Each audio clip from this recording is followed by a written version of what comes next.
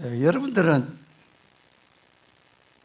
크리스찬으로서, 우리가 성도로서 어떻게 살아가는 삶이 가장 합당하고 가장 아름답고 가장 멋있고 가장 능력 있는 삶이라고 생각합니까? 그것은 성경에 사람마다 또 날마다 말씀에 순종하는 그 상황에 따라서 다 달라질 수 있습니다. 그러나 가만히 생각해 볼 때에 믿음의 능력으로 어떤 상황 속에서도 불평 없이 기쁘게 하나님의 말씀에 삶으로 자기의 신앙을 증명하는 것이 다른 사람들에게 이렇게 비춰질 때, 그것이 가장 멋있고 크리스찬으로서의 합당하고 가치 있고 능력 있는 삶이라고 생각이 되어집니다. 조금 전에 우리 찬양대에서 주님과 함께 십자가에 죽었고 다시 살아났다 그랬어요. 그러면 오늘 우리들도 정말 주님과 함께 죽었다가 살아나고, 제가 지난주인가 전번에 한번 얘기했죠. 우리 그리스도인들은 예수님과 용접된 자예요. 주님께서 내 속에 와 계시고 사신단 말이에요. 내가 거룩한 성전이에요. 자, 이런 우리가 하나님을 아버지라고 부르면서, 그 하나님은 어떤 분이십니까? 우주 만물을 말씀으로 창조하신 분이 아니십니까? 우주 만물을 다스리는 분이 아니십니까? 모든 이 땅에 있는 모든 사람들을 먹이시고 보호하시고 도와주시는 그런 하나님, 그 하나님을 우리가 아버지라고 부르면서 오늘 우리가 이 땅에 살아가면서 어떻게 살아야 될 것인가? 그래서 오늘 저는 자신의 삶으로 증명한 이 사도 바울을 통해서 여러분들에게 두 가지만 말씀을 드리려고 합니다. 첫 번째는 뭔가 하면은 주 안에서 항상 기뻐하는 삶을 살아라 하는 것입니다. 여러분들 이거 참 어떻게 생각해 보면은 힘들고 참 어려운 삶입니다. 우리가 살아가는 이 세상은 바다와 같아서 어떨 때 보면은 잔잔하기도 해요. 그러나 어떨 때 보면은 또 바람이 세차게 불어올 수도 있어요. 또 어떨 때는 산을 덮칠 만한 큰 파도가 일어나서 모든 것을 삼킬 수 있는 그런 파도도 일어날 수 있습니다. 그런데 이런 파도가 언제 일어날지 잘 모른다고 하는 사실입니다. 물론 요사이는 이제 기후적으로 여러 가지 많은 것이 발달되어서 어느 정도는 이렇게 알 수 있습니다만, 그렇게 되어도 정말 우리가 살아가는데 참 힘듭니다. 언제 우리가 살아갈 때에 정말 상상할 수 없는, 도저히 한 번도 이런 일은 일어나지 않을 것이다 하는 그런 일들이 오늘날 갑자기 내 삶에서 또 일어나요.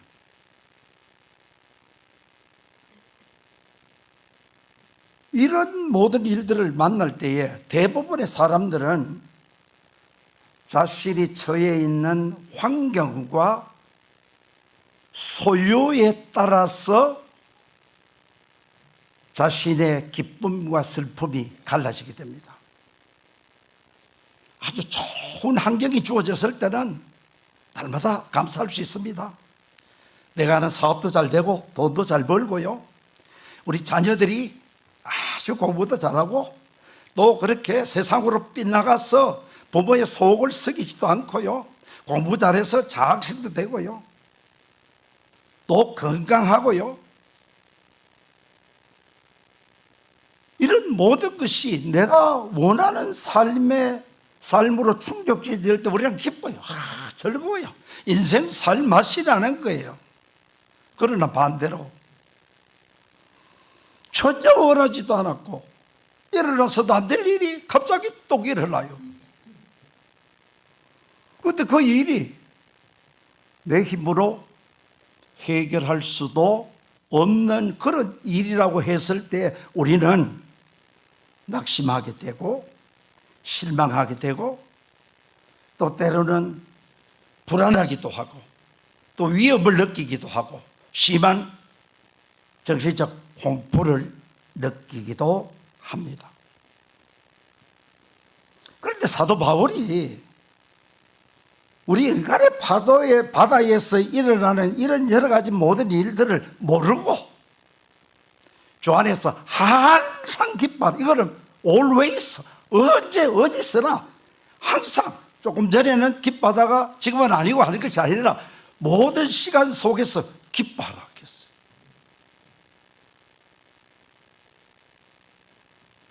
그런데 바울은 이 빌립보서를 어디에서 기록했다 그랬어요? 감옥 안에서 썼어요. 감옥에 갇혀 있으면 우리가 인간적으로 참 부끄러운 일이죠. 내가 어떤 잘못을 저질러서 그 죄의 대가로 재판을 받아서 감옥에 간다고 하면은 어떻게 보면 좀 부끄럽습니다. 그러나 바울은 감옥 안에 갇혀 있는 바울이 감옥 밖에 있는 빌립보 성도들을 향해서 주 안에서 항상 기뻐하라 그랬어요. 오늘 이 4장에 보면은 4장 4절에서도 주 안에서 항상 기뻐하라. 내가 다시 말하노니 기뻐하라 그랬어요. 그리고 데살로니가 전서 5장 16절에도 뭡니까? 항상 기뻐하라. 그리고 4장 10절에 보면은요, 오늘 내가 주 안에서 크게 기뻐한다.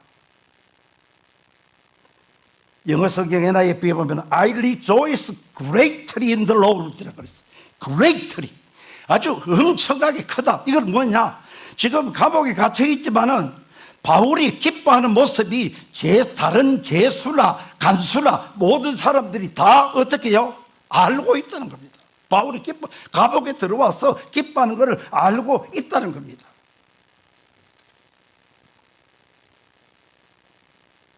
그래서 오늘 빌립보서를 가만히 보면은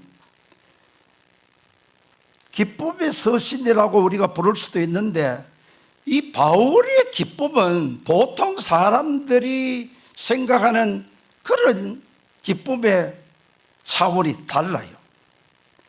여러분들 1장 18절에 보면은 그러면 무엇이냐? 거칠애로 하나 참으로 하나 무슨 방도로 하든지 전파되는 것은 그리스도니 이로써 나는 기뻐하고 또한 기뻐하리라.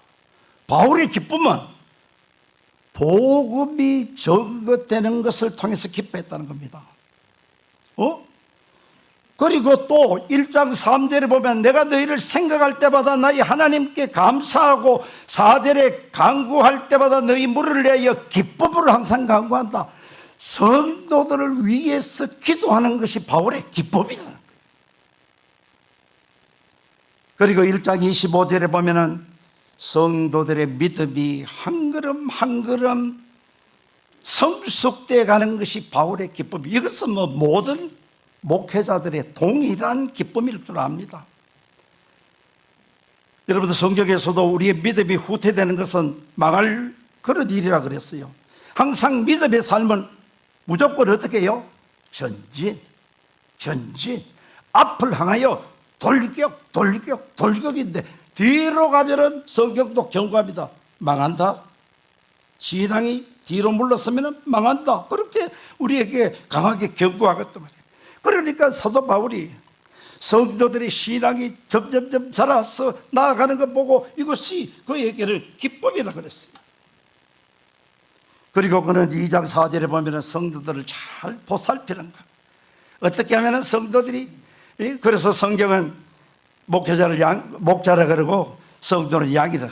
목자가 양을 돌보듯이 성도들 돌볼 때 그게 기법이고, 그 다음에 오늘 2장 13절부터 18절에 보면은 나는 제사를 번제물을 드리는데 번제물이 된다. 이건 뭐 한마디로 말하면 뭐냐 하면은 복음을 위해서, 성도들을 위해서 자신을 희생하는 것이 바울의 기법이다. 그렇게 얘기를 하고 있는 거예요. 그리고 또 빌립보 4장 10절에 보면은 빌립보 성도들이 복음에 참여할 것이 참 기쁨이다. 여러분들, 우리가 참 세상 살아가면서 필요한 것이 돈입니다. 물질입니다. 뭐 아무리 믿음이 좋고 고상하다 하더라도 물질이 없으면 우리 살아갈 수 없잖아요. 밥을 먹으려고 해도 살을 사야 되지요. 모든 것이, 옷을 입어도 돈이 있어야, 물질이 있어야 되는데, 이 물질을 누가복음 16장에 보면은 자기 향락을 위하여 사용하는 부자가 있어요.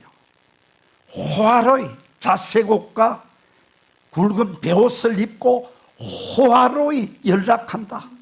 아무런 인생의 목적, 이런 고귀한 인간의 가치를 이루기 위해서 그 물질을 사용하는 것이 아니라 그저 자신의 욕망, 촉각을 만족시키기 위해서 사용했는데 결국은 죽어서 지옥 갔다 하는 그런 내용이 나옵니다.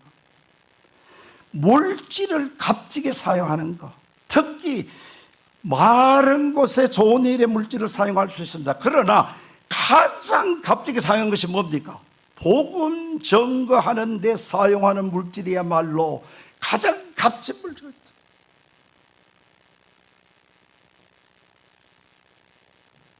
왜냐? 이것은 한 생명을, 천하보다 귀한 생명을 살리는 길이기 때문에 그렇습니다. 그래서 사도 바울은 정말 이 감옥 속에 들어있지만은 정말 항상 그 속에 성령 충만해서 하늘과의, 세상의 모든 것이 딱 막혀버리고 하나님과의 통로가 활짝 열려 있어서 항상 기쁨이 충만했다는 거예요.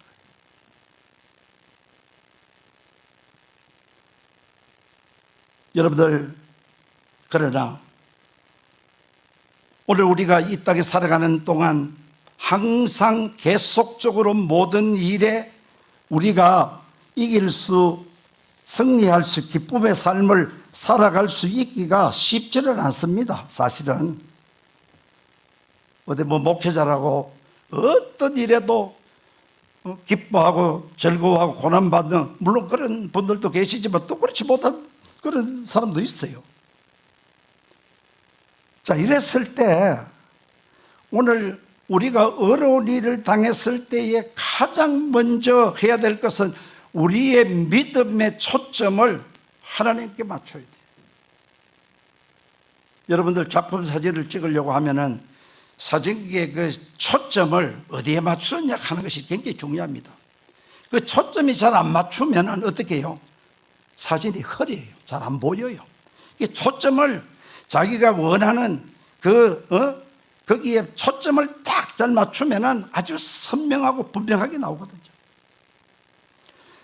조금 전에도 말씀드렸습니다만은 인생의 엄청난 큰 파도가 우리를 덮칠 때 내 힘으로 해결할 수 없는데 우리는 그냥 어떻게 합니까? 걱정만 하고 있으면 안 된다는 거예요. 믿는 성도들은. 성령 하나님께서 내 속에 계시기 때문에 우리는 걱정만 하지 말고 하나님께 포커스를 맞추어서 내 모든 짐을 가지고 이 모든 것을 주관하시는 하나님을 생각해야 돼요. 여러분들, 하나님은, 저는 어떨 때 성경을 이런 묵상하다 보면 참 하나님은 속이 없으신 분이다 싶어요.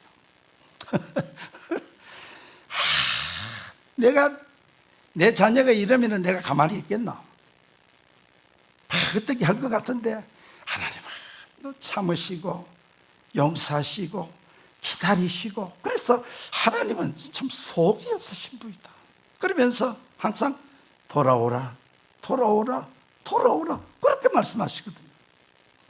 그래서 고난이 주어질 때는 이 우주 만물을, 이 우리에게 주어지는 인생의 폭풍을 바라보지 말고 그 폭풍을 주관하시는 누구요? 하나님을 바라봐라. 그런데 또 한 가지는 우리가 기억해야 될 것은 이 고난과 역경은 순간이다, 짧다는 겁니다. 지금의 내 실패가 영원한 실패가 아니다 하는 거예요. 지금의 나의 고통이 영원한 고통이 아니라는 거예요. 항상 바뀌었다는 거예요. 이 고난에는 하나님의 놀라운 뜻이 있다. 그래서 하나님께 초점을 맞추어서 하나님 앞에 나와서 기도하면서 이렇게 할 때 하나님은 모든 것을 어떻게 해요? 합력하여 선을 이루신다, 좋게 만드신다.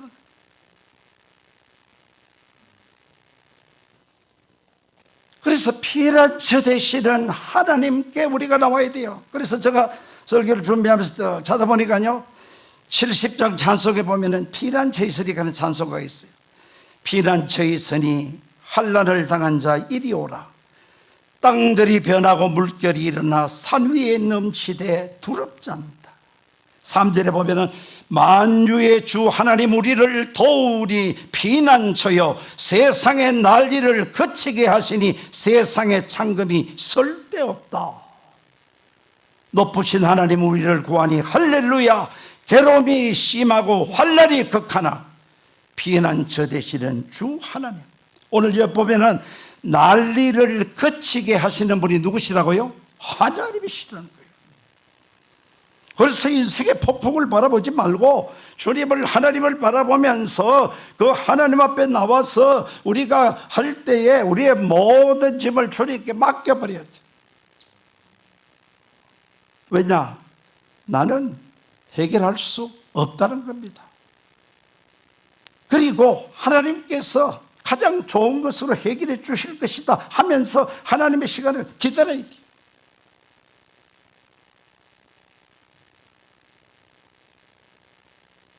여러분들, 제가 2016년도가 그쯤 하고 또 코로나 터지기 직전에 아프리카에 있는 마다가스카르라고 하는 나라에 선교 여행을 다녀왔습니다. 그 마다가스카르 가는 나라는 세계에서 섬나라로 세 번째 큰 나라입니다. 첫 번째 갈 때는 안디옥 선교에서 함께 갔고, 그 다음에 그 강수실 선교사님이 오셔서 그 청년들에게 좀 강의를 해달라고 해서 집사람하고 가서 한 3주간 있다가 강의하면서 왔는데요. 그때 올 때, 집사람은 모르는데 제가 공항에 화장실에 들어갔어요. 죄송합니다. 그래서 볼일을 보고 있는데요, 밖에서 어떤 여인의 천사 같은 천상의 목소리로 하늘 저 높은 곳을 향하여 날마다 나아갑니다 하니 이 찬송가가 화장실에서 제가 지금 볼일을 보고 있는데 들려온단 말이에요. 저는 잘 하지는 못해도 듣는 기능이 있거든요. 그럼 뭐 정말 잘해요. 원래 여러분들 아프리카 사람들 노래 잘합니다. 예배 한 2시간 반, 2시간 할 때 보면은 거의 반편은 찬양입니다. 너무 감격이 돼요. 정말 천사들의 합창 같아요. 그래서 나와서 내가 물어봤어요. 그 당신 이름이 뭐냐고 말이라 해요. 그래서 어떻게? 이 참 화장실에서 청소하는 거를 놔주면 안 돼. 어떻게 그렇게 하냐? 나는 예수를 믿고 하늘에 소망을 두고 살아간다 해요. 그래서 제가 감동받아가지고요, $5를 팁으로 줬어요. 여러분들, $5 같은 우리나라는 한 8,000원? 그래 되지만은 그 나라는요, 젊은 남자가 돌산에 가서 하루 종일 일하는데 1,500원 내지 200원 받아요. 그러면 $8 같으면 한 4일 일하는 돈이에요. 그러니까 이분이 너무 놀라고 좋아해요. 여러분, 이렇게 우리 진정한 그리스도의 모습이 아닐까요? 좋을 때는 누구나 못 좋아하겠어요. 믿는 사람들도 좋아하잖아요. 그런데 만약에 우리가 예수를 믿고 성령의 능력이 우리와 함께 하시고 하늘의 소망이 되고 하나님의 상속자인 우리들이 어려운 일을 당할 때 날마다 죽겠다, 내가 불평과 근심과 이런 것으로 남았게 보여질 때에 여러분 같으면 어떻겠어요? 보기 좋겠습니까? 그러니까 저도 설교 준비하면서 정말 이제 앞으로는 얼굴도 웃음을 띠고 가능하면은 그 뭐 돈 들은 일이 아니니까요, 말 한마디라도 상냥하게 하면서 참 어려울 때 남은 나 죽는다 하더라도 아니야, 하나님은 다시 우리를 부활 일으키시고 바꾸실 거야, 이렇게 하면서 즐겁고 그런 모습을 보여줄 때 저 사람은 정말 그리스도인이다, 그렇게 우리가 인정받을 수 있지 않겠습니까? 내 입으로는 항상 기뻐할 수 없습니다. 인간은 밑빠진 욕망의 항아리라 그랬어요. 위에서 아무리 물을 부어도 밑빠진 항아리이기 때문에 물이 찰 수가 없어요. 그렇기 때문에 인간은 그 어떤 것으로도 만족할 수 없는데, 우리가 오로지 만족할 수 있는 것은 뭡니까? 주님과 함께 할 때, 날마다 주님과 깊은 교제를 나누면서 주님 주시는 그 은혜 속에서, 디모데후서 2장 1절에 보면은 우리가 은혜 속에서 강하여지고, 은혜는 우리를 강하게 합니다. 그렇게 해서 우리가 나아갈 때에 하나님은, 아까 고난은 짧다 그랬잖아요. 어떻게? 하나님은 역전시킨단 말이에요. 역전시켜서 정말 세상 사람들이 알 수 없는 그런 놀라운 기쁨을 우리에게 주십니다. 그래서 우리가 다 살아가는데 문제가 있고요, 어려움이 있어요. 그러나 그 가운데서도 그리스도인들은 어떻게 해야 된다고요? 기뻐해야 된다. 왜냐? 곧 하나님께서 우리의 삶을 역전시키신다, 바꾸어주시고 사막이 변하여 물이 흐르는 광야가 되게 하시고 우리의 삶을 바꾸어서 영원한 기쁨을 누리게 하시는 그 하나님을 우리가 바라보면서 나가야 되겠다. 그 다음에 두 번째로는, 오늘 이 사도 바울은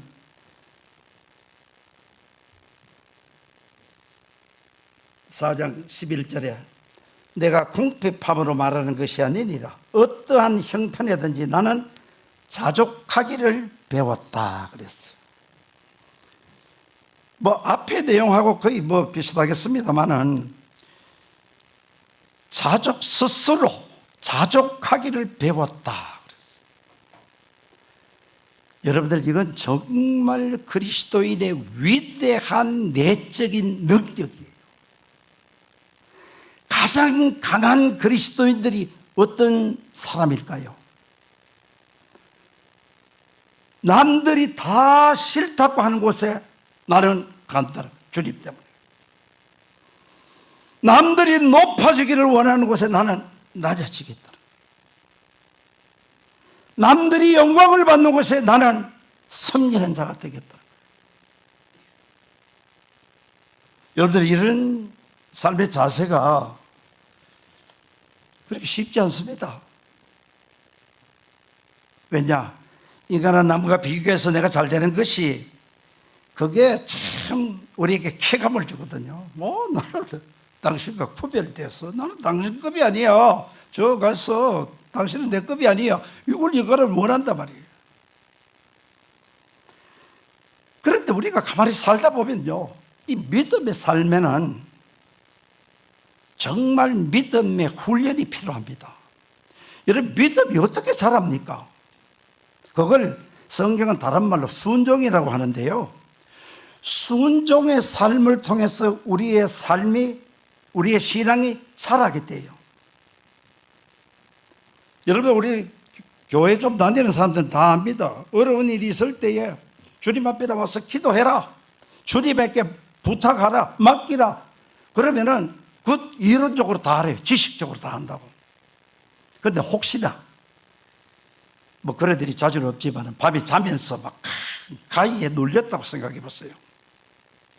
그러면은 예수 이름으로 물러가라 하고 뭐 이렇게 선포해서 물리쳐야 되는데, 솔직히 우리 생각으로는 그 목소리가 내 속에서 안 나와요. 기도하면서 믿음의 담력으로 훈련을 통해서 이것이 점점 어떻게 해요? 믿음이 강해진단 말이에요. 그래서 여러분들 뭐 애들 키우면서 저는 막 꽃길만 걸어서 그 별로 안 좋습니다. 그 애 정말 부모가 죽고 난 다음에 그 애가 어떻게 살겠습니까? 아무런 환경에 대처해 나갈 수 있는 적응 능력이 없는데 어떻게 그 아이가 이 험난한 세상에서 잘 살아갈 수 있겠습니까? 능력이 있어. 어떤 형편이 좋을 때든지 나쁠 때든지 건강할 때든지 아플 때든지 소망이 있을 때든지 없을 때든지 항상 나는 그 속에서 만족을 누린다. 이건 뭐를 통해서요? 훈련을 통해서 가는 거예요. 신앙의 훈련을 통해서. 그 훈련은 뭐냐? 하나님의 말씀에 순종하는 훈련이에요. 저는 믿음을 설명할 때 제일 좋은 게 자동문 같아요. 여러분, 자동문의 원리를 모르면요, 앞에 문 닫혔다고 밖에서 기다리면 하루 종일 있어도 문이 안 열려요. 그런데 우리 중에 그런 사람 없지 않습니까? 딱 닫혀 있어도 어떻게 해요? 떠벅 앞으로 딱 나가면은 착 열리지. 이게 믿음이에요, 믿음. 여러분들, 사도 바울이 이런 권면을 우리에게 할 때에는 사도 바울처럼 고난을 당한 사람이 없어요. 여러분들 고린도후서 11장 23절 이하에 보면은 제가 한번 읽어드릴게요. 여러분 한번 들어보세요. 내가 수고를 넘치도록 하고, 어떻게 해요? 넘치도록 하고, 옥에 갇히기도 더 많이 하고, 매도 수없이 맞고 여러 번 죽을 뻔하였으니, 유대인들에게 40에서 하나 감한매를 몇 번? 5번 맞았으며 3번 태장으로 맞고 1번 돌로 맞고 3번 파선하고 1주야를 깊은 바다에서 지냈으며 여러 번 여행하면서 강의 위험과 강도의 위험과 동쪽의 위험과 이방인의 위험과 시내의 위험과 광야의 위험과 바다의 위험과 거짓 형제 중에 위험을 당하고 또 수고하고 애쓰고 여러 번 자지 못하고 줄이며 목마르고 여러 번 굶고 춥고 헐벗었다. 저는 정말 목회자들 부끄럽더라고요. 사도 바울이 이런 고난을, 우리가 요새 이런 고난 당하는 거 격히 적어요, 사실은. 왜 사도 바울이 그 당시에 위대한 엘리트 중에 엘리트라고 할 수 있는,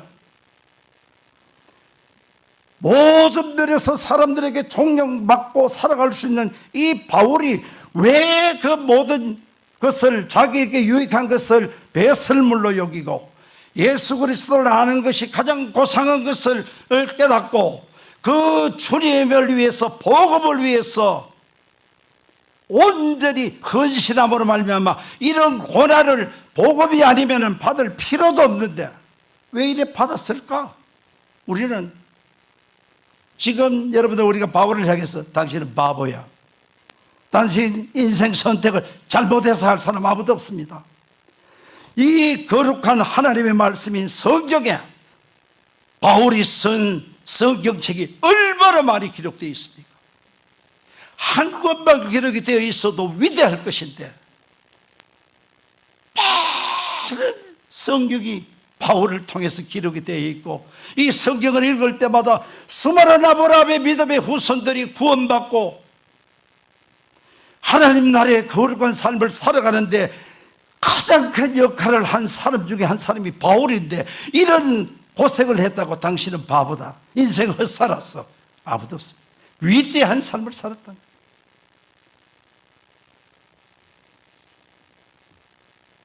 여러분들, 그래서 저는 그게 찾아보니까 호스텔이라고 하는 사람이 있는데 정말 멋있는 말을 했어요. 모든 만족은 괴로움의 값을 지불하면서 얻게 되는 선물이다 그랬어요. 이야, 정말 멋진 말이 아닙니까? 모든 만족은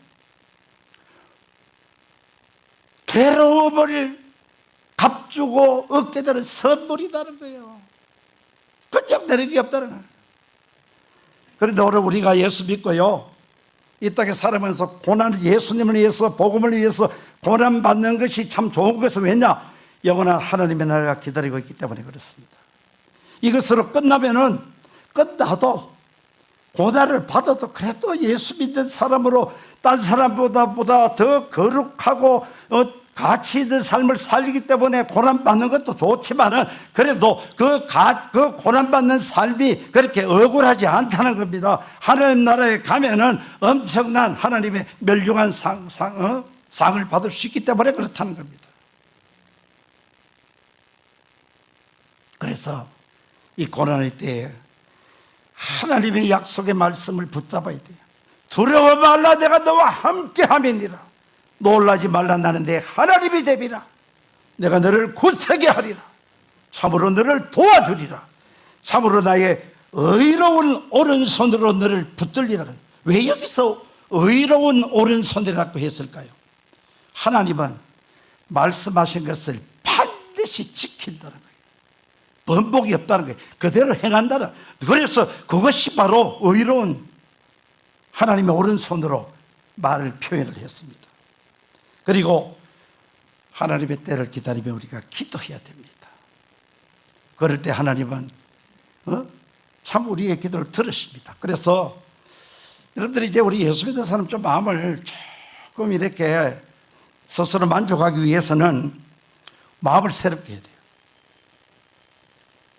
저는 옛날에 어떤 분과 얘기할 때 목사님 놀라지 마세요. 저는요 한 400억 되는 큰 그런 땅이 있고 멋진 데가 있습니다. 가서 놀래더라고요. 이야, 아니에요. 우리 그때 분당 살 때인데요, 우리 분당집 사는 옆에 중앙공원이 있어요. 그 당시에 내가 듣기로 한 400억 들었다 그래요. 그런데 그걸 내 거로 생각하면 내 거잖아요. 여러분들 주일은 전기 권리적입니까? 그거가 있어야 돼요. 그거 한 장가 있고, 그러면은 거기에 길 닦아야 되고 필요한 나무 해야 시설물 건물 지어야 되고 세금 내야 되고 얼마나 힘들어요. 그런데 시에서 쫙다 만들어 놓으니까요, 이거는 뭐 언제 가도 내 맘대로 즐길 수가 있는 거예요. 그건 내 거지 누굽니까? 하늘의 별빛, 저 밤하늘에 반짝이는 하늘의 정화, 그거 누구 겁니까? 우리 거 아닙니까? 바다의 그 넓은 바다, 누구 겁니까? 우리 거 아닙니까? 그 바다에 가서 1초도 쉬지 않고 움직이시는 하나님의 능력을 생각하면서 주 하나님 지으신 모든 세계 한 부르고 이런 마음으로 살면은 우리가 뭐 그렇게 힘듭니까? 조금 열심히 살아가 돈 좀 벌이고 좋은 데 가서 즐기면 하나님 창조한 모든 세계 나를 위해서 창조해 놓은데 그거 다 우리 거지 않습니까? 그래서 하나님의 때를 기다리면서요, 오늘 우리가 이렇게 살아갈 때에 하나님은 반드시 여러분들 우리를 만족스럽게 해줍니다. 그래서 성경의 고린도후서 3장 5절 한 절에 보면은 우리의 만족은 하나님께로부터 온다 그랬어요. 이 세상의 모든 것은 인간에게 진정한 영원한 만족을 줄 수 없습니다. 아무리 많은 지식, 물질, 명예, 권력이 있어도 구원을 살 수 없습니다. 어떤 신문 광고에 보니까 돈에 대한 정의를 했는데요, 일적으로 돈은 천국 이외의 모든 것을 살 수 있고 행복 이외의 모든 것을 가질 수 있다 그랬어요. 맞아요. 하늘나라 돈으로 살 수 없어요. 여러분들, 오늘 우리는 하나님 안에 우리의 만족이 있습니다. 이것을 여러분들 깊게 깨달으시고, 자, 누구든지 몇 천억 조를 가지고 있어도 그 사람도 걱정이 있어요. 여러분들이 이재용 씨가 걱정 없겠습니다. 내보다 아마 100배는 맞으실 뭐, 이 삼성을 어떻게 이끌어가야 되겠나. 그래도 그 사람 그렇게 많은 돈이 있어도 걱정이, 누구더라 걱정이. 그러나 우리의 만족은 하나님 안에 있다. 하나님께로 온다. 이 사실을 하고 믿음의 하나님께 믿음의 뿌리를 깊게 박고, 어떤 상황 속에서도 그 모든 환경을 주관해서 하나님을 바라보고, 하나님께서 때가 되면 우리의 마음을 만족시켜 주는 것을 생각하고 믿음의 뿌리를 깊게 박고 승리할 수 있는, 그리고 참된 만족을 할 수 있고, 그래서 내일부터 말이라도 아주 산양하게 하고 웃는 모습을 보이고, 그래도 순종하면서 나는 하나님을 믿는 백성이다 하는 이 모습을 다른 사람들에게 보여주면서 여러분들의 행복한 삶을 살아갈 수 있기를 주님의 이름으로 축원합니다.